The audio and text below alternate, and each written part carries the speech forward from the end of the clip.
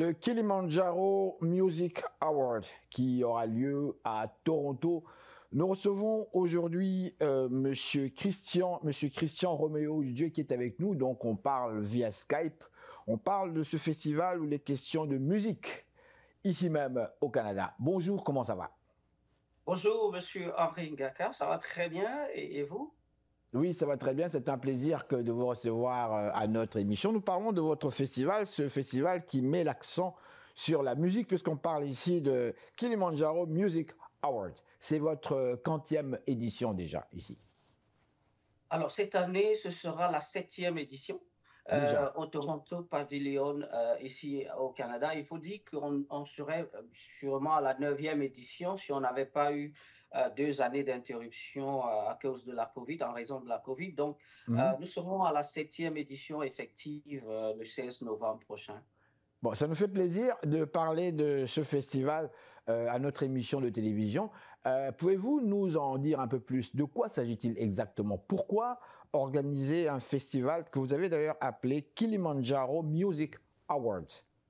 Alors, pour être plus clair, c'est une cérémonie de récompense d'artistes musiciens afro-descendants au Canada et d'ailleurs qui vivent également aux États-Unis. Donc, c'est la plus grande cérémonie de récompense d'artistes musiciens de descendance noire en Amérique du Nord. Et c'est une cérémonie haut en couleur qui, effectivement, prime les artistes pour leur travail tout au long des 12 derniers mois. Alors, en termes de positionnement, je voudrais vous dire qu'effectivement, c'est la seule et l'unique cérémonie qui s'adresse aux artistes issus de l'immigration, évidemment, des artistes qui sont venus s'installer au Canada, aux États-Unis, mais qui continuent avec leur art. Et l'idée derrière tout ça, c'est de motiver leur carrière et surtout quand on sait ce que c'est que l'importance des récompenses et puis des cérémonies de récompense dans des carrières d'artistes musiciens et d'autres artistes, évidemment. On comprend qu'il fallait effectivement qu'on crée un événement comme celui-là. Et depuis 2016, notamment, cette cérémonie se tient en automne chaque année. Oui. Dites-moi, quels sont, parce que moi-même je suis surpris et même content d'ailleurs d'apprendre qu'il y a ce genre d'événements, parce qu'on voit plus les événements américains, les Music Awards américains, on regarde ça, on dit, ah, mais là, bon, il y a un festival qui cible nos frères, nos sœurs aussi, d'après ce que moi j'ai cru saisir. Dites-moi, quels sont les critères? Il y a de nombreux jeunes Africains et autres qui sont également issus d'Haïti, de Trinidad et Tobago et autres, Martinique, qui sont là, qui vous suivent. Parce que notre émission est suivie un peu partout et nous sommes aussi sur YouTube. Donc les gens nous suivent d'un peu partout. Dites-moi, quels sont les critères? Et même ceux qui sont en Afrique, tiens, qui sont là, qui vous regardent actuellement, qui disent, mais comment ça, mais nous sommes exclus. Ils nous excluent, ils vont seulement chercher les gens de leur coin. Dites-moi, quels sont les critères pour retenir en fait un artiste, pour le primer quelque part, éventuellement? Merci pour cette question parce que c'est une question fondamentale. En termes de critères, il faut dire, comme l'événement se décrit, déjà, c'est la plus grande cérémonie de récompense d'artistes musiciens afrodescendants en Amérique du Nord. Donc, il faudrait déjà vivre au En Canada Amérique du ou Nord, aux bien sûr. États-Unis. Voilà, et exercer votre art au Canada ou aux États-Unis. Et évidemment, on a cette possibilité de choisir. Il y a tout un jury, toute une panoplie de personnes du monde de la musique, des personnes qui, évidemment, des DJ, des personnes qui ont des maisons d'enregistrement, des arrangeurs, des producteurs, qui, au fil d'une année, de toute une année, suivent des artistes dans leur parcours. Évidemment, dans leur parcours, tout au long de l'année, on vérifie, on voit ce que les artistes font. Et la période des nominations pour cette année vient de s'achever. On a environ 2 à 3 semaines de nominations ouvertes. On demande à tous ceux qui veulent, qui connaissent des artistes un peu partout en Amérique du Nord, les artistes afro-descendants en Amérique du Nord, de les proposer. Après cette phase de proposition... Mais au fait, je vous arrête. Oui. Vous êtes dans notre émission Ça va causer ici. L'émission Ça va causer reçoit, vous le savez, on reçoit plein d'artistes afro-descendants. Je vous les confie déjà. Tout à fait. On les prend je vous les confie déjà. On les prend avec plaisir. Et d'ailleurs, croyez-moi, puisque je vous suis souvent, je peux vous dire qu'il y a pas mal d'artistes que vous avez reçus là qui sont en phase de nomination actuellement. Je voudrais dire que ce n'est pas moi qui Oh, nomine les ok. artistes. Il faudrait bien que ce soit clair. Hein. Ce n'est Mhm, mhm. pas Roméo Dieu qui décide Non. de qui va être quoi. Il y a tout Alors, un qui décide? comité d'organisation. Il y a un Oui. jury qui est constitué notamment de 4 personnes, des Mhm, personnes qui font partie de la Société de la musique en Ontario, au mhm, Québec, au mhm, Manitoba, mhm. évidemment, des personnes qui sont évidemment dans des maisons de production. Donc, chaque année, on fait roter le jury. Et donc, après la sélection, ce qu'on fait, c'est qu'on annonce définitivement ceux qui sont nominés pour l'édition en cours. Et il faut bien noter qu'on parle là du travail des 12 derniers mois. Donc, ce n'est pas le travail de toute une carrière, Ok, d'accord, ouais, ouais, parce que bien sûr. Oui, beaucoup oui, oui. confondent souvent ça. Ils se Oui, oui, disent, oui, bon, oui. écoute, je suis artiste, mais la dernière fois que j'ai sorti un tube, c'était en 2014, par exemple. Ouais, oui, Ah ben, ok.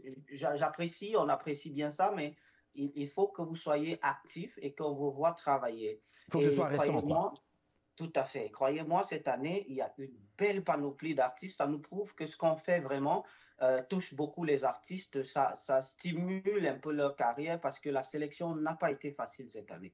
Ah bon? Mais Pas du tout. dites-moi juste une chose. Quels sont les critères?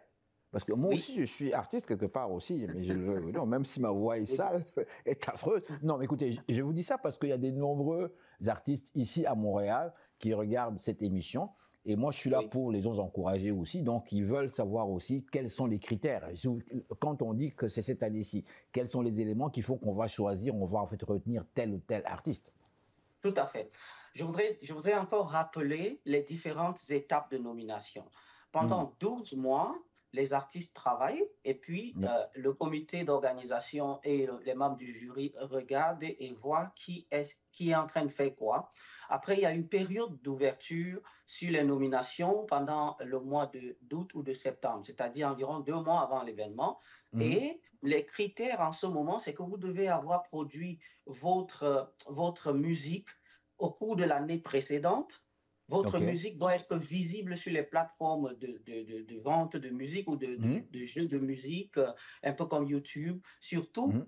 aussi, on insiste sur des clips vidéo réalisés parce que le cycle d'une musique est que vous puissiez l'enregistrer, que vous puissiez la produire et que vous puissiez en jouer une vidéo pour qu'on puisse évidemment voir ce que ça produit au niveau des chiffres. Donc, Exactement. après avoir fait cela, vous avez votre musique produite au cours des 12 derniers mois, vous avez votre musique qui passe sur les différentes plateformes et vous avez une vidéo de musique que nous pouvons regarder, enfin que le comité, le jury peut regarder. Alors, la nomination, elle est quasi normale, c'est-à-dire que vous ne pouvez pas produire quelque chose comme ça et puis on ne vous nomine pas. Mais seulement, vous savez aussi, on peut réaliser de la musique avec son téléphone aujourd'hui, on peut se mettre à chanter, il y a quand même de la qualité qu'il faut avoir. Donc, ce n'est Avec pas son parce que vous téléphone? avez... Avec son téléphone, Oui, vous bon. dites? Ah Ben oui, il y bon? a des gens, vous pouvez simplement enregistrer une musique aujourd'hui et mettre sur une plateforme ou YouTube et on pense que vous allez chanter. Non, Avec votre ce genre, téléphone? ben oui, les gens le font parce qu'on reçoit tellement de propositions que des fois on se demande si c'est sérieux d'avoir une chanson. Vous savez, le son n'est pas bon, la qualité n'est pas bonne, même la voix n'est pas là. Alors, évidemment que ça ne va pas être sélectionné. Nous Hmm. parlons là d'œuvres musicales vraiment professionnelles, s'il vous plaît. Bien, franchement, je suis moi-même très impressionné. Nous sommes très étonnés. En fait, nous sommes heureux aussi d'apprendre qu'il y a ce genre en fait, d'événements qui permettent, qui en fait reconnaissent le talent des artistes. Parce que quand on voit ce qui se passe avec les autres, comment dirais-je, artistes qui eux sont des gros professionnels, on parle des gros galas et nous on est toujours un petit peu là en train de nager. Et lorsqu'on voit ce genre d'événement, ben, nous sommes très, très, très heureux. Je veux revenir un petit peu sur vous-même, messieurs. On ne vous a pas présenté, on a mis l'accent directement sur, sur l'événement que vous organisez. Qui êtes-vous, au juste?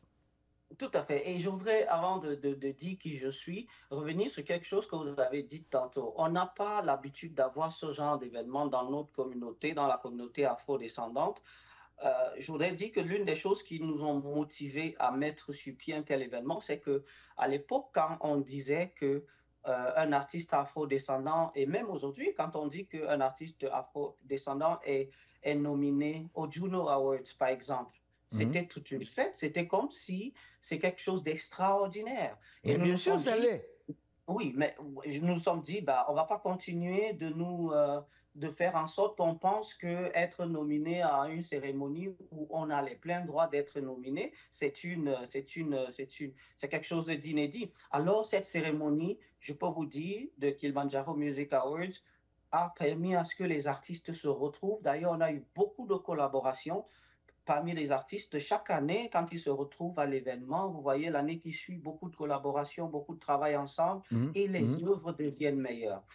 Maintenant, pour parler de moi, bon, je suis un communicateur événementiel, je suis stratège en marketing, je suis spécialiste du marketing des produits et services et relations publiques. J'ai une compagnie, je suis justement à la tête d'une compagnie, de la compagnie Kilimanjaro Media, qui fait dans la radiodiffusion, notamment la Donc, radio Kilimanjaro. vous êtes le Voilà, PDG de la radio Kilimanjaro, n'est-ce pas? tout à fait, c'est ça. Vous diffusez où exactement? Nous Où est-ce que diffusons diffusez-vous? depuis Mississauga en Ontario. Notre Oui. siège social est là-bas, oui. Et ça fait plus de 10 ans que nous Mhm. diffusons. Et c'est après, donc, après avoir créé la radio Kilimanjaro et en faisant la promotion d'artistes musiciens noirs, puisque c'est une radio 100% noire, que nous nous sommes rendus compte qu'en fait, il manquait vraiment d'événements de promotion de ces artistes et de récompenses surtout. Et Mhm. donc, on a Kilimanjaro Media qui est constitué de la radio Kilimanjaro, qui est là depuis 10 ans. On a également la branche TV qui nous permet d'aller couvrir des événements. On a également la structure UJ Communications and Event Services, l'organisation d'événements, et puis les conseils en marketing et communication, et bien évidemment la présentation d'événements. Je suis un maître de cérémonie bilingue, euh, plusieurs fois primé au Canada et en Europe et en Afrique pour mon travail. Donc, modestement, c'est la personne que je suis. Merci. Et vous êtes de quelle origine? Je suis d'origine camerounaise. Banaba Cameroun. Le continent. Ah, ça, on voit que, comment s'appelle-t-il, Manu Dibango a transmis le virus, hein, ce virus-là de la musique et autres. C'est Paix à son vraiment. âme, hein? Paix à son âme. Ouais. Dites-moi, tandis que j'ai la chance de vous avoir là, Cameroun, Banaba Cameroun, comment est-ce qu'on voit le Cameroun aujourd'hui de Paul Biya? Bien, je voudrais dire ceci. Le Cameroun, c'est un pays qui est devenu assez complexe. C'est ce que je dirais simplement pour dire que c'est un pays où on s'attend à vraiment mieux. On espère que les choses s'amélioreront un peu plus. Sinon, que dire? Sinon que ça n'a pas toujours été ça, mais c'est un pays qui vit des tumultes politiques depuis bientôt 7 ans maintenant, depuis 2018, la dernière élection présidentielle. On a pu remarquer un sursaut dans la population, des gens qui veulent effectivement se faire entendre. Et 2025 approche, une autre élection présidentielle est prévue. Ça va dans tous les sens. Il y a une petite crainte par rapport à ce qui pourrait se passer, mais je dirais que je suis plutôt positif et je pense à des lendemains meilleurs pour le Cameroun, le continent. Bien sûr. Dernière question, vous êtes à Toronto. Je vais parler ici rapido presto de la diaspora africaine à Toronto. Dites-moi, quelle est votre perception de cette diaspora qui s'agrandit de plus en plus? Parce que je pense qu'on est, je ne sais pas quel nombre de populations on retrouve chez les Africains, mais je sais qu'on est très nombreux actuellement à Toronto, et même dans la région même comme telle. Oui, bah, ça fait quoi, une quinzaine d'années, un peu plus que je suis au Canada, que je vis à Toronto. Ce que je pourrais dire, franchement, c'est que l'immigration a beaucoup évolué tout au long de la dernière décennie. Ce qui se passe maintenant, c'est qu'on a de plus en plus d'afro-descendants, de Noirs, effectivement, qui arrivent dans la province de l'Ontario et évidemment un peu partout au Canada et qui s'adaptent assez bien. Il est bien vrai que récemment, avec tout l'afflux qu'on a eu de nouveaux immigrants au Canada, avec toutes les différentes crises y afférentes, ce n'est pas toujours facile parce qu'on retrouve beaucoup plus de personnes aujourd'hui qui ont beaucoup de difficultés de trouver de l'emploi. Je ne parle pas de l'inflation, le coût de vie. Ça a également touché toutes les couches noires qui sont assez vulnérables tout de même. Mais je me réjouis de la qualité de formation de Noirs qu'on a, de personnes immigrantes, de personnes afrodescendantes qu'on a aujourd'hui. Je me réjouis également de toute la diversité qu'on a. Comme vous le savez, Toronto est une ville très, très diversifiée. C'est sinon l'une des villes les plus diversifiées au monde. Et puis, c'est à son avantage, hein, parce que Toronto, si elle est la plus grande ville du Canada, ça s'explique bien par le fait qu'on ait toutes ces diversités-là. Alors, donc, je suis plutôt inquiet. Je suis plutôt inquiet pour le nombre de personnes qu'on a pu recevoir récemment et qui finalement ne retrouvent pas, ces personnes n'ont pas toujours les repères que nous avons eus quand nous sommes arrivés ici. J'espère vivement que des politiques pour pouvoir les aider à mieux s'intégrer pour être là, parce qu'il y a une crise existante aujourd'hui, il y a un véritable problème, il y a eu un grand afflux, il y a eu un relâchement au niveau des conditions d'entrée au pays. Et aujourd'hui, on se retrouve avec des situations où on a beaucoup de personnes qui ne s'en sortent pas du tout. Mais vous savez que l'immigration du Canada a toujours été une immigration un peu choisie par le passé, et on avait vraiment des élites qui arrivaient et qui s'installaient plus facilement, mais ce n'est plus vraiment le cas aujourd'hui. Je suis un peu inquiet, mais j'espère des lendemains meilleurs. Monsieur Christian Romeo Udje, j'ai bien prononcé votre nom. Vous êtes le producteur exécutif de Kilimanjaro Music Awards ainsi que le PDG de la radio Kilimanjaro, donc à Toronto. Et votre festival va avoir lieu, je pense, au mois de novembre. C'est bien cela? Le 16 novembre, c'est un festival, entre guillemets, à l'intérieur, puisqu'il fait déjà froid. Oui. Ce sera une grosse production. C'est tout ce que vous pouvez imaginer d'une cérémonie de récompense. La scène, les lumières, les prestations. C'est au Toronto Pavilion. Et puis, on vous attend tous le 16 novembre pour évidemment célébrer. Voilà. Je vous dis pas que je serai en personne, mais peut-être on vous fera la petite surprise. Merci. On sera là ensemble, on vous attend les bras ouverts, s'il vous plaît. Le 16 novembre, ce sera la plus grosse production en salle pour les artistes afro-descendants au Canada. En fait, qui sera là? Juste comme ça, les têtes d'affiche parmi les artistes. D'ailleurs, comment on a pu ne pas dire ça? On aura une très grande artiste du Cameroun cette année. L'année dernière, on a eu l'occasion d'avoir M. Mewe de la Côte d'Ivoire qui était là, qui a fait toute une très belle performance, une prestation exceptionnelle, inoubliable. On avait également l'artiste Renew du Cameroun. L'année 2022, on avait Coco Argentine du Cameroun, mais on avait également Singila. En 2019, on avait la grande star Kérosène. Et donc, nous continuons dans le sens de pouvoir amener les têtes d'affiche aussi pour coacher ces jeunes artistes-là. Parce que les artistes, quand je dis jeunes, entre guillemets, les artistes qui sont en train de développer leur carrière. Donc, cette année, on aura la grande internationale artiste émérite Karès Potso du Cameroun qui sera là et qui sera sur la scène, qui va donc prester aux côtés d'autres artistes qui viendront du Canada et des États-Unis. Et ce sera aussi une occasion d'en apprendre davantage sur une riche carrière comme celle de Karès Potso. C'est aussi ça le but de pouvoir faire cet événement, c'est de pouvoir permettre du mentoring, du coaching, d'autres artistes, les artistes internationaux viennent pour pouvoir aider ceux qui sont sur place de pouvoir mieux développer leur carrière. Karès Potso sera sur la scène le 16 novembre. Merci infiniment. Donc, je rappelle, nous recevons M. Christian Romeo Udje, qui est donc le producteur exécutif de Kilimanjaro Music Award et également le PDG de Radio Kilimanjaro à Toronto. Merci beaucoup. Merci, M. Henri Ngaka. C'est un plaisir de passer ici et surtout, belle émission et belle réussite à vous. Merci à ICI Télévision et restez scotchés sur ICI Télévision, s'il vous plaît. Merci, au revoir.